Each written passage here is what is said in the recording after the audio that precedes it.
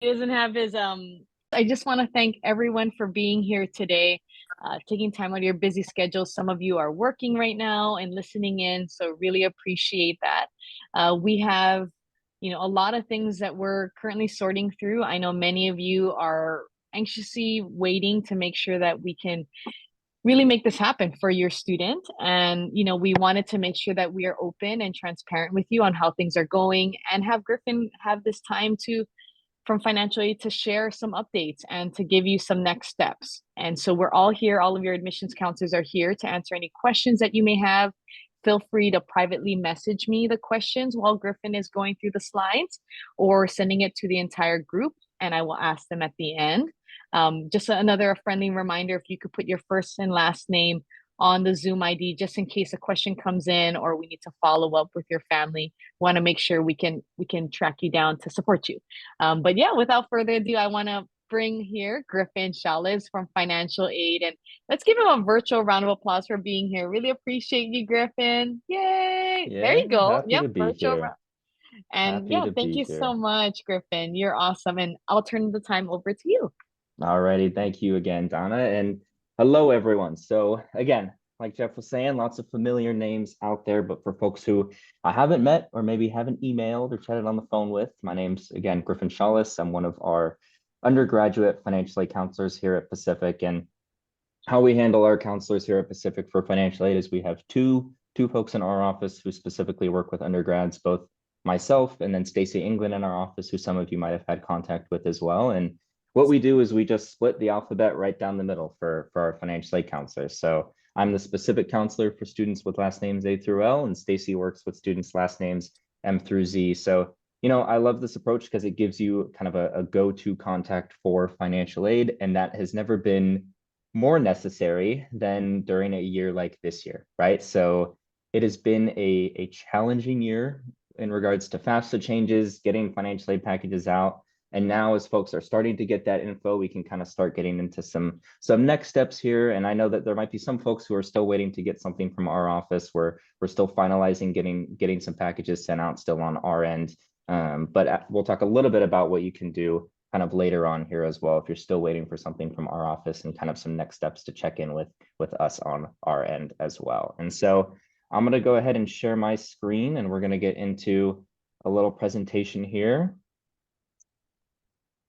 And we're going to kind of, again, like Donna said, we're going to chat about some next steps and kind of some things to be aware of once you get that information from our office, and then some additional resources as well to kind of pull from as we move forward throughout spring and into summer, to get you all in a place where you're going to be good to arrive here at Pacific in the fall and have everything set in regards to your financial aid.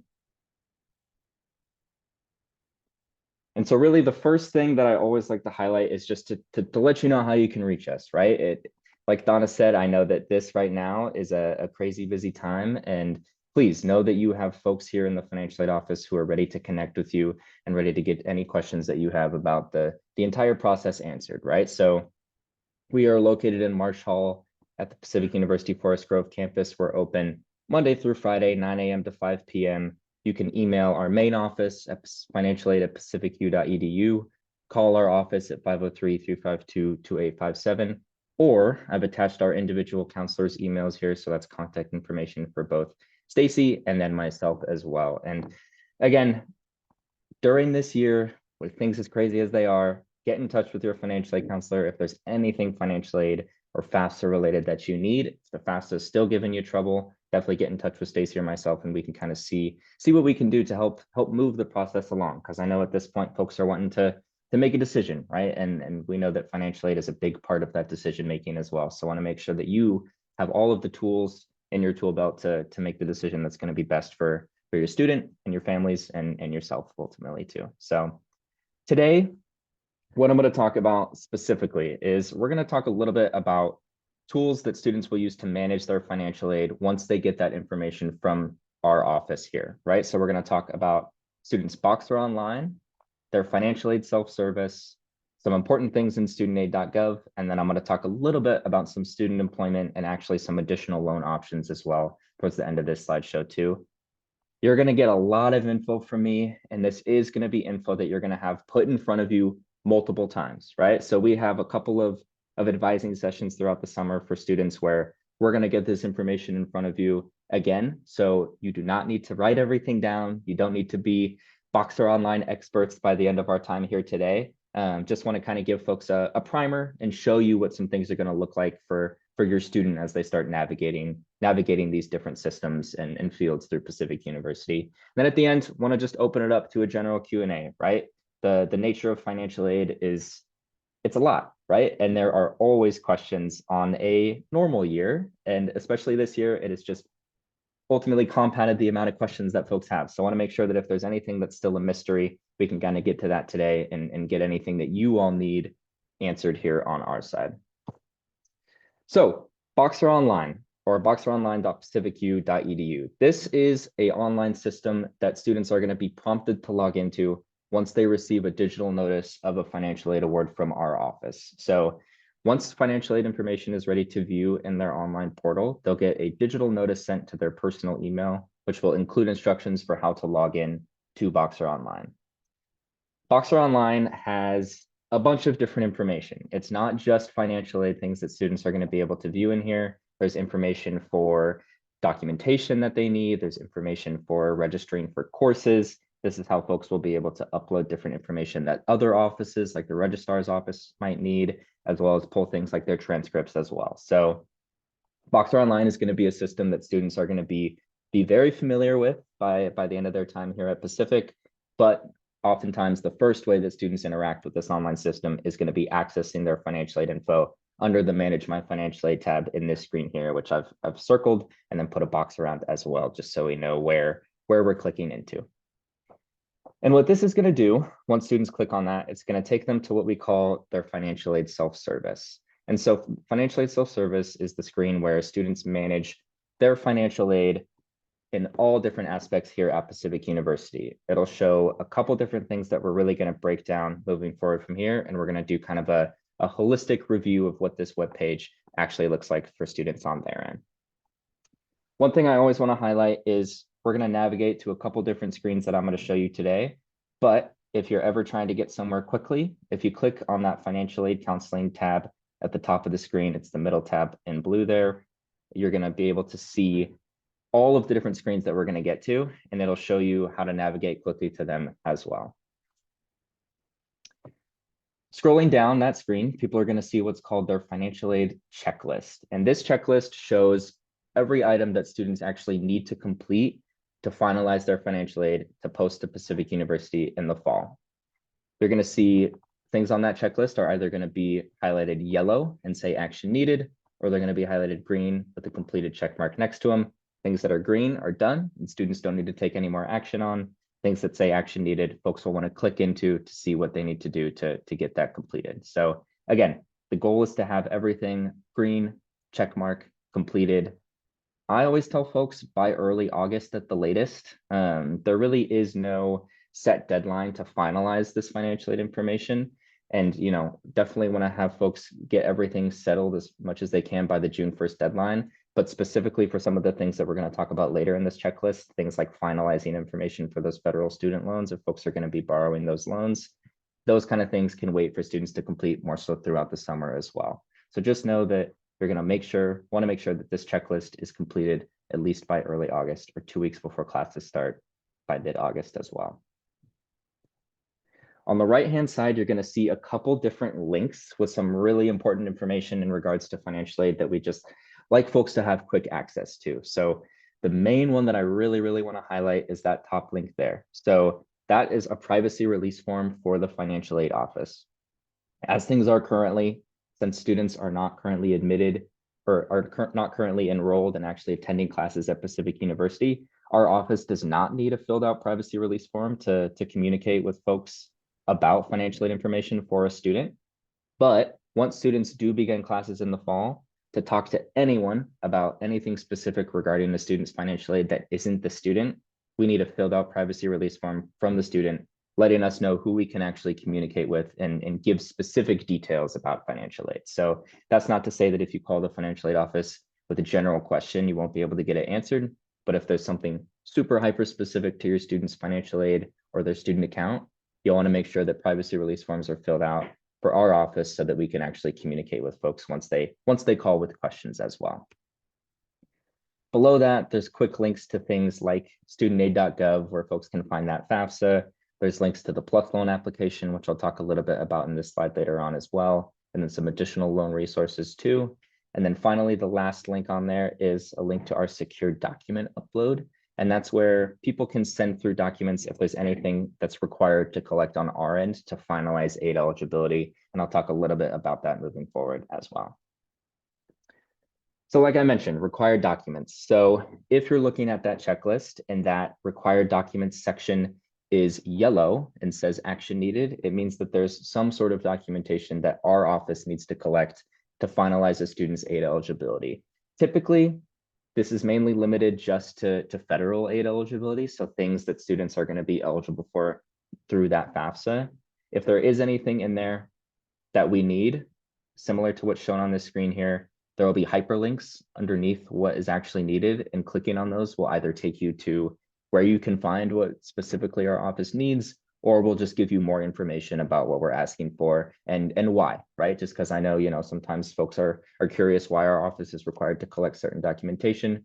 So clicking on those can kind of help give you a picture of why we need to collect that. And then again, if there's more questions beyond that, you can always reach out to our office to ask as well.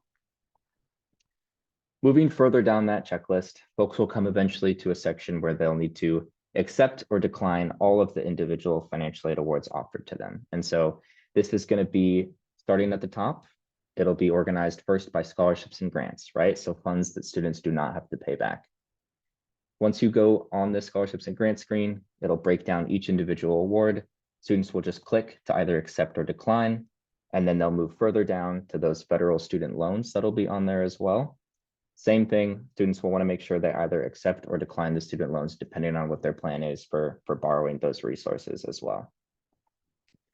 One really good thing to note is if you try to accept or decline an award and it won't let you, typically that means that the awards are estimated, which means that there's some sort of required documentation that our office is still waiting on. So if you're in that accept rewards portal and you're trying to click accept or decline on something, but it won't let you click either, go back to the main checklist and see if there's any required documentation that's needed from our office still to finalize to let you accept or decline that information as well. Next, for folks who are going to be borrowing student loans, there are going to be 2 items on that checklist that are going to be needed to be completed by students before our office can do anything with loans in the fall. And these are going to be called loan entrance counseling and a master promissory note. And just clicking on either of these links is going to actually take people directly to where they can find that information on the federal student aid website. Loan entrance counseling is basically a federal student loan crash course that students need to do before they can borrow federal student loans. Takes about 20 to 30 minutes on average. I always tell folks it's dry information, right? It's loan stuff. It's not super interesting, but it is really, really helpful and really, really good info for students to have before they're going to be borrowing. So you'll want to click on this screen. It'll prompt students to log in with their federal student aid ID, and then they'll go through and complete the entrance counseling requirement. Next is going to be completing what's called a master promissory note in federal student aid as well. And what this document is this is just a document that students sign with the federal government, with the Department of Ed, basically saying, hey, I understand that these are federal student loans and that per the terms of the loan, at some point they need to be repaid as well. So same deal with the entrance counseling. Students will log in, they'll sign into studentaid.gov, and then they'll get that information completed so that we can finalize their loan information in the fall. If folks are in studentaid.gov, you can also navigate to both of these screens just by clicking on the Loans and Grants tab at the top of the screen. And if you click that tab, you'll see there options to fill out that master promissory note, as well as complete loan entrance counseling too. So just know that you can also navigate to those things within studentaid.gov without having to go from the checklist too. One other thing I like to show is, again, clicking on that tab that I'd mentioned that allows you to navigate the different screens in your financial aid self-service. There's a tab titled Report/View Outside Scholarships and Awards. So as students start hearing back, hopefully this month and then throughout the summer, whether they're getting any outside scholarships that they'd applied for, you can actually click on that, and that will allow you to report that scholarship to our office. And what that lets us do is then we can send you an updated financial aid notice that will include any amounts that you're expecting in outside scholarships. So it can help kind of organize all of those things in one place rather than you having to track, oh, I have this scholarship coming from this resource and this scholarship coming from here. It consolidates it all actually on your financial aid package for you to view, which can kind of help simplify things when you're looking at costs potentially as well. So just know to get in there and start completing those things as you start getting those notifications as well. Finally, the last item on the checklist is to review the financial aid offer letter and then sign it to finalize financial aid eligibility. So clicking on that will bring folks to a holistic picture of that financial aid offer letter, and then scrolling all the way down through the bottom of that screen, there'll be a place to sign as well. One thing to note, similar to accepting awards that are estimated or declining awards that are estimated, it won't let you sign that offer letter until every single thing in that review accept awards is either accepted or declined, right? So you'll want to make sure that you have everything either accepted or rejected before you sign that offer letter to finalize your financial aid for the fall. Shifting gears a little bit, I want to talk about some student employment opportunities at Pacific for folks who both are federal work study eligible and who potentially aren't federal work study eligible. I want to talk about where people can find these opportunities and some additional things to be aware of as well. So going to any Pacific University webpage, if you scroll down to the bottom of that screen, you'll see a careers tab. And if you click on that, it'll take you to this page where you can click on student workers, and that'll take you to a system that's called Paycom, which is actually our external job applying site that our students use. It'll have you make an account. That's not necessary right now. You can wait until closer to the start of the fall semester to make an account through Paycom. But just know that you can kind of start browsing positions throughout the summer if you're interested. During fall term, the first Thursday of the fall semester, there is always a fall work and service fair. And this is a event on campus where different employers will come and table in the UC. And it's a really good place for students to go who are work study eligible, not work study eligible, to get their names on some email lists for positions on campus and get connected to people who are actually hiring. I've had students who have shown up to the fall work and service fair without a job and have left with a job lined up that they are starting next week. So you'll get a lot of communication about that opportunity, and definitely engage with it if you're looking to work in the fall. It's a really good resource and a good way to get your foot in the door with some employers on campus as well.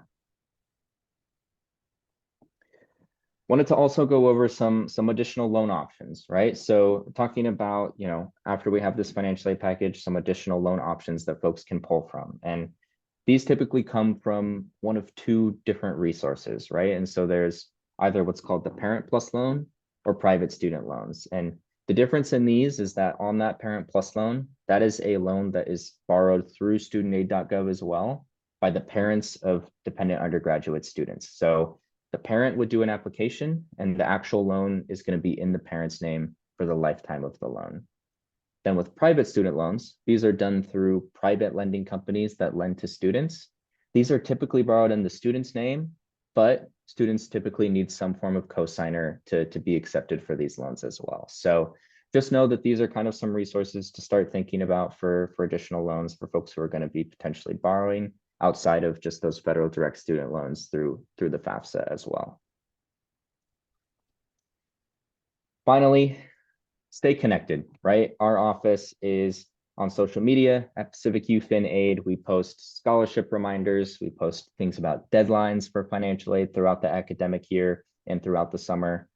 Stay connected to our office, right? It's a really good way to stay on top of different scholarship opportunities that are actually open for our continuing students throughout the year, right? We have scholarships that are specifically available to our current students. So folks who are going to be our sophomores, juniors, seniors, we post about those on social media and send reminders to students about those resources as well. And that's another great way to build financial aid eligibility and build a financial aid package from year to year as well, right?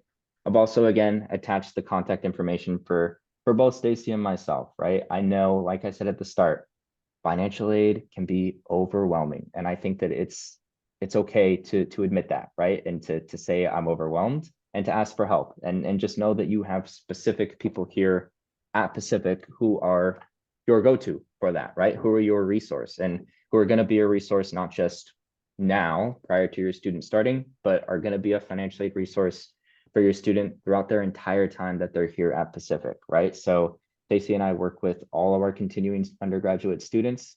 We meet with students every semester, sometimes a couple times a semester, to look for additional financial aid opportunities all throughout their entire time here at Pacific, right? So stay connected. You have an amazing group of admissions counselors here as well who are always happy to point you towards whatever direction you need to, right? So if there is something you need, whether it's financial aid or potentially would fall under a different office, your admissions counselors, they know everybody, right? So get connected to them and they'll be happy to send you to the place that you need to be to ask those questions. So that's all of the scheduled programming I have. I know Donna and I are gonna stick around and answer some questions and maybe share some additional info for things that come through. But again, thank you for listening to me ramble about financial aid. I know it was a lot of information. Like I said, it's information that you're gonna get in front of you a bunch, right? So you don't have to retain everything that you just heard me say in the last 25 minutes. Just know that, you know, there are folks here who are here to help and who are here to connect with you, especially this year, right? Yeah, thank you so much, Griffin. I know it was a lot of information that was covered, but also very important information. And that's why we're going to be sending that recording so you can play, pause, write down some notes, and then ask us some really great follow-up questions. So yeah, not to worry if you missed a couple things or it seemed a little blurry and you need some clarification. That's why we're here. You guys have been sending me some great questions, and one kind of overarching theme, Griffin, is pretty much families are wondering, is what was presented to them, is that set in stone? Are there other options for them to have a conversation with you folks if there were some things that were not indicated on the FAFSA or they couldn't share with you? Yeah. So our office is always looking to get an idea if there's anything else that we can take into factor for consideration for financial aid. And I know right now we're actually reviewing these appeals on our end and taking a look into seeing what potential additional institutional aid can be offered. And we're starting to get that information sent out to families here this week. So if you're still looking and haven't connected yet with Stacie or myself, you know, like Donna said, the FAFSA, there's a lot of stuff on there. There's a lot of questions. There's also a lot that isn't on there, right? And there's a lot of stuff that we know are part of people's situation and circumstances that we just don't see reflected on that FAFSA. And, you know, financial aid is not a one size fits all. So we're always looking to see how we can take those things into account. I think financial aid has somewhat of a reputation for being